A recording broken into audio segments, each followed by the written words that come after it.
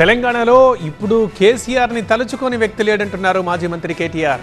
బీఆర్ఎస్కి ఓటు వేయని వాళ్ళు ఇప్పుడు బాధపడుతున్నారని తెలిపారు.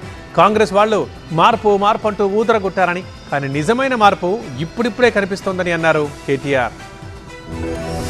కాంగ్రెస్ కొట్టేసినందుకు నా చెప్పుతో నేను కొట్టుకుంటున్నాను అయ్యా అని చెప్పి తీసి చెప్పుతో కొట్టుకుంటున్నారు కొంతమంది. జీవితంలో మళ్ళీ అయ్యాను అనే మాట కూడా మాట్లాడుతూ ఉన్నారు. ఇది వాస్తవం.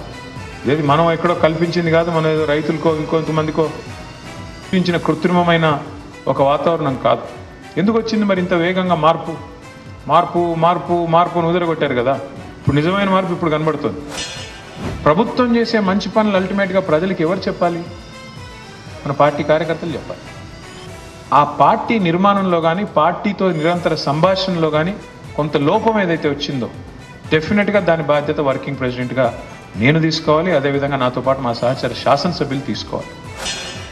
100 రోజులు 6 గ్యారంటీ, అటు సూర్యుడు ఇటు పొడిసిన 100 అయినా మేము ఇది చేస్తాం అది చేస్తాం డైలాగ్ కొట్టింది ఇల్లు కదా.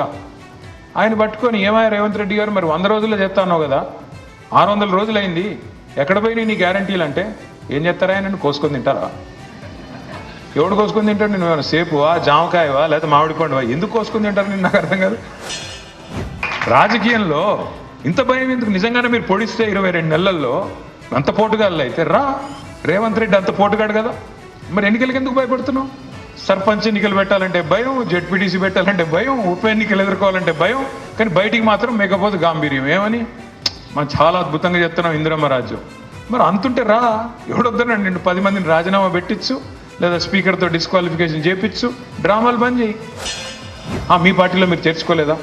అవును చేర్చుకున్నాం. చేర్చుకున్నప్పుడు ఏమన్నారు మా వాళ్ళు, చేరిన వాళ్ళంతా? ఎస్ మేము చేరాము బీఆర్ఎస్లో అని చెప్పి నిటారుగా నించున్నారు. ఏ పరీక్షకైనా సిద్ధపడ్డారు ఆనాడు మనం చేసినప్పుడు. ఇప్పుడు మీ పొంగులేటు ఉన్నాడు, పొంగులేట ఆయన పేరు బాంబులేట. పోయిన దీపావళికి చెప్పాడు బాంబులు వెళ్తాయని.